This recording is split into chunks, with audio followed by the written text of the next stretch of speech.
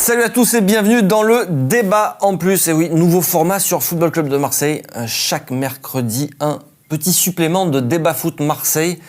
Toujours avec Nicolas Galup, rédacteur en chef Azur Provence TV. C'est toujours ça, c'est bon ? C'est toujours ça, Provence Azur TV, mais dans les deux sens, ça marche aussi. Pardon, excuse-moi. Provence Aucun Azur problème. TV. Mourad Arts est toujours là avec nous. Salut Mourad. Hervé est toujours là. T'as regardé, ça fait 2 jours que j'attendais le studio. Et ouais, c'est vrai. On n'a pas mangé, on s'est pas changé. C'est dur les conditions de Non, travail. mais, c'est le débat en plus, c'est un petit peu la question qui tue de la semaine. Strootman, l'homme qui divise à Marseille. Il divise pourquoi, messieurs ? Déjà, parce que ses prestations sont plus que moyennes. Qu'est-ce que tu penses, toi, des prestations de Strootman depuis son arrivée ? Est-ce que tu es déçu ? Est-ce que tu en attendais plus ? Alors moi, je suis... ça me fait mal de dire ça, qu'effectivement, c'est pas parce que je suis un grand fan.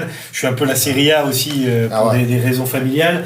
Je connais la qualité de Strootman, mais par contre, alors, je suis persuadé qu'il va devenir un des hommes importants de la saison et que voilà, il va endosser ce costume de leader.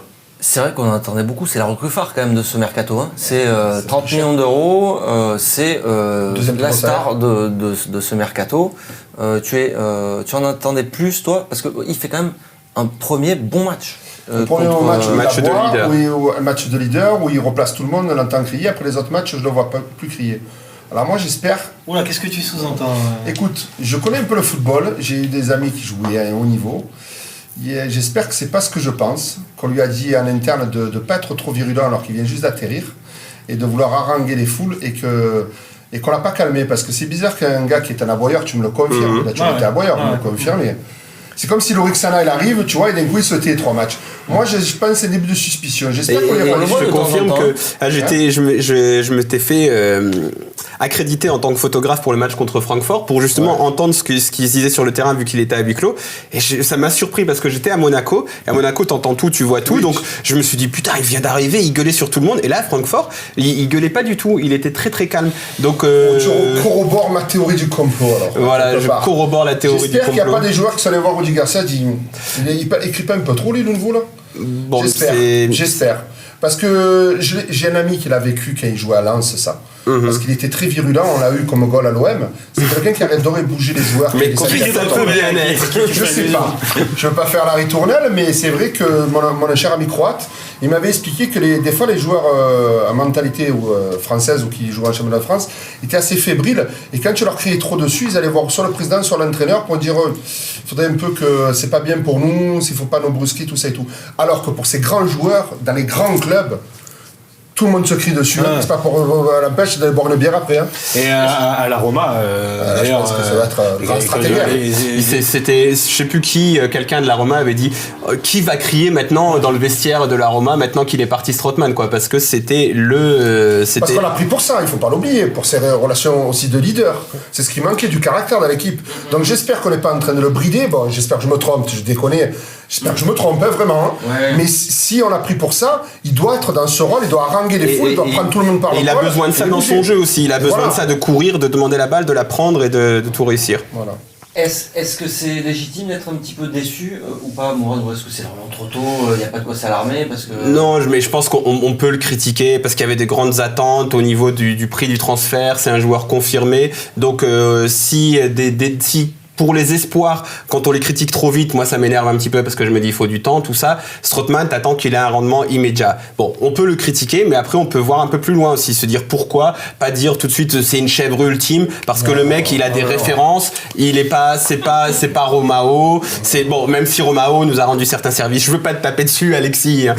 Même c'est pas Alexis en fait son prénom, enfin bref. Dans tous les cas, Strootman c'est quelqu'un avec des références, donc on peut le critiquer, se dire son rendement n'est pas bon, mais on sait on a quand même acheté quelqu'un avec certaines références qui va finir par arriver à un certain niveau. Il faut le mettre dans des bonnes conditions pour qu'il donne sa plénitude. Justement, le mettre dans les bonnes conditions, c'est changer de système, selon toi ou ce qu'on évoquait lundi, ce trident, Sanson, Gustavo, Strootman, au milieu, ça peut faire rêver. Après, il faut voir aussi que les autres joueurs de l'Olympique de Marseille sont pas non plus flamboyants. Donc lui il arrive, il s'adapte effectivement. De toute façon sans même aller jusqu'à la théorie du complot etc. Je pense qu'il y a quand même un peu de ça. C'est-à-dire que lui il avait des habitudes en Italie. Moi je vais souvent dans les stades en Italie et c'est pas pour les types sur le terrain. C'est pas la France. Voilà. Donc bon il faut qu'il s'adapte et on voit les contrôles, les passes. Bon. Je trouve qu'il en fait un peu trop, mais voilà, on sent qu'il va surnager un jour. Même techniquement, je trouve beaucoup de déchets. Moi, j'ai l'impression par rapport aux passes, etc. J'ai l'impression souvent, tu vois, par exemple, quand il dégage un ballon de la tête, il dégage vers l'avant. Mais ses partenaires, ils s'attendent pas à ce que la balle va vers l'avant. Tu vois, tu sens qu'il y a un décalage entre la manière dont ses partenaires ont l'habitude de jouer et lui. Donc je me dis, il y a peut-être aussi un temps d'adaptation logique comme pour tout le monde. C'est ça, il faut que lui s'adapte au style et il faut que tout le groupe de l'OM l'intègre aussi et prenne ce qu'ils ont à prendre de lui. Donc ça se fait pas, je pense, en 2 temps, 3 mouvements. Quoi. Voilà, il faut. Alors, le groupe essai, ils l'ont fait pour Mitroglou qui était vraiment la cave. Je pense qu'ils vont le faire pour lui. Alors la question qui tue pour finir ce débat en plus, c'est ne fallait-il pas recruter ailleurs finalement?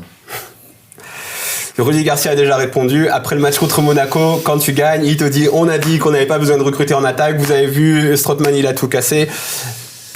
Après, est-ce que tu aurais recruté aussi si Zambo il partait pas, tout ça machin sur le recrutement, c'est un peu, non, mais attends, un peu la queue quoi. L'attaque, de toute façon, c'est le gros dossier. Ça fait 2 ans qu'ils sont pratiquement là-dessus.